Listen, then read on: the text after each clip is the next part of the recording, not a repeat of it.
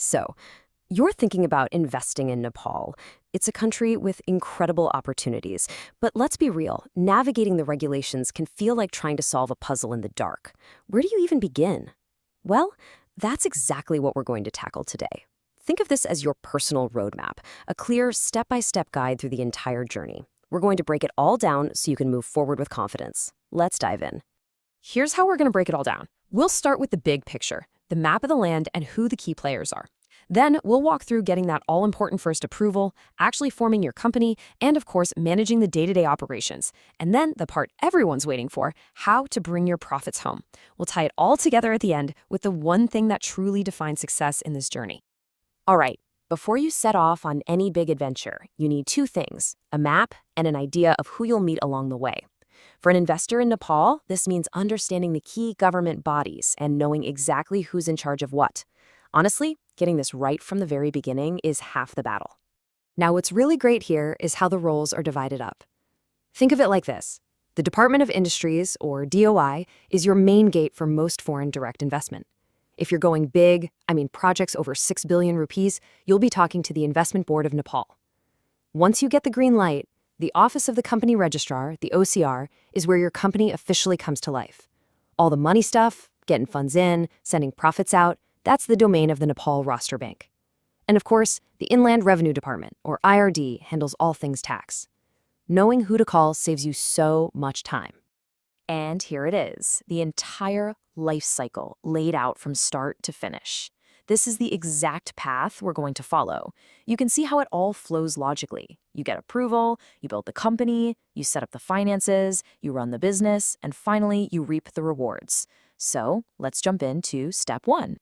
Every single foreign investment journey in Nepal starts right here, at this first gate, getting your official FDI approval. And trust me, this is not just a rubber stamp, it's the foundational permit that everything else, and I mean everything, gets built upon.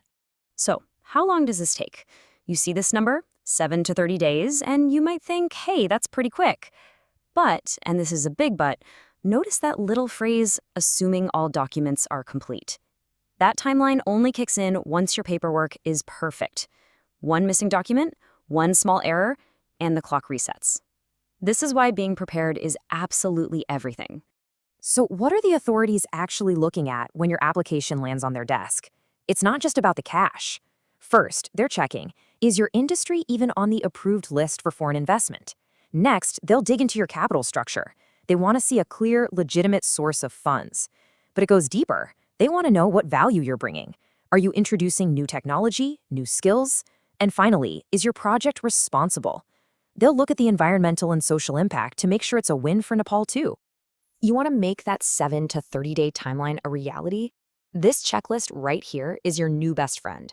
You've got the standard application, a super detailed project report, which is basically your business plan on steroids, and all the Know Your Customer docs for the investors. You'll need an official board resolution authorizing the investment. If you've got a local partner, that JV agreement is a must. And critically, you have to prove you have the money with things like audited financials. Get this package right, and you're off to the races. So congratulations, you did it! You have your FDI approval. But right now, it's just a piece of paper. The next step is to take that approved plan and turn it into a real, breathing, legal company here in Nepal. You know, the actual incorporation process is very methodical, which is great. You start by locking in your company name with the OCR. Then you draft the company's constitution, the memorandum and articles of association. You file everything, and once it's approved, boom, you get your certificate of incorporation. The last little piece of the puzzle is to pop over to the tax office, the IRD, to get your PAN and VAT registration. That's when you're officially open for business. Okay, pay close attention because this next part is absolutely critical. Getting your investment capital into Nepal has to be done by the book. You can't just use any old bank account. It has to be a special account designated for FDI. The money has to come through a formal SWIFT transfer. And once it lands, the bank gives you this incredibly important document called FIRC. This isn't just a receipt, it's the official evidence you need to report the investment to the central bank. This paper trail is non-negotiable. Let's just pause on this FIRC for a second because it's that important. Think of the FIRC as the golden thread. It's what connects the money you bring in today to the profits you want to take out tomorrow. It is the one official, undeniable piece of paper that proves your capital entered Nepal legally. If you don't have this, trying to repatriate your earnings later becomes a nightmare. So long story short, treat this document like gold. All right, your company is registered, the money is in the bank. Now the real work starts. Running a business in Nepal means staying on top of your ongoing compliance duties. It's all about playing by the rules. Let's talk taxes for a second. Here's a quick look at the main numbers. The standard corporate income tax is 25%. When you pay out dividends, there's a 5% withholding tax. For other things like interest or royalties, you're looking at 15%. Now here's a pro tip. If your home country has a double taxation avoidance agreement or DTAA with Nepal, those 15% withholding rates can often be slashed pretty significantly. It's definitely something to look into. Staying compliant is all about getting into a rhythm. Think of it like a calendar. Every year, you have your big filings, audited financials, and tax returns. Every month, you've got smaller things like VAT filings and depositing withheld taxes. And then there are what we call event-based filings. For example, if you sell some shares or change your ownership structure, you have to report that right away. It's all about staying organized. Okay, we've followed the money on its way in. We've talked about how to run the company properly. Now we get to the question that's really on every single investor's mind. How do you get your returns back out? Let's just tackle this head on. This is the moment all the hard work has been leading up to. And you know what? The process for getting your money out is just as structured as getting it in. It requires you to have kept your house in perfect order from day one. So, what can you actually send home? Well, the law is very specific.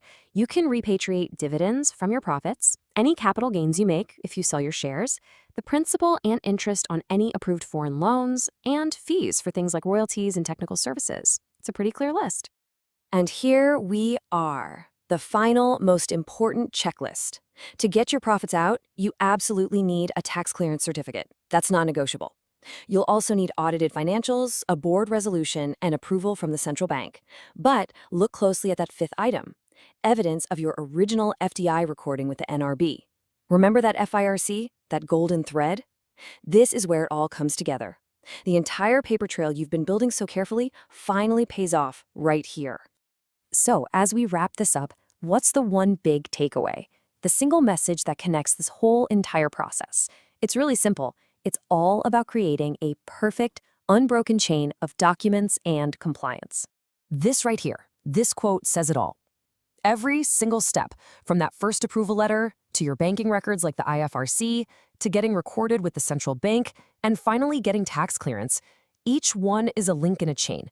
If even one of those links is weak or worse, missing, your ability to take your profits home is suddenly at risk. Meticulous record-keeping isn't just a suggestion. It is the absolute key to a successful investment.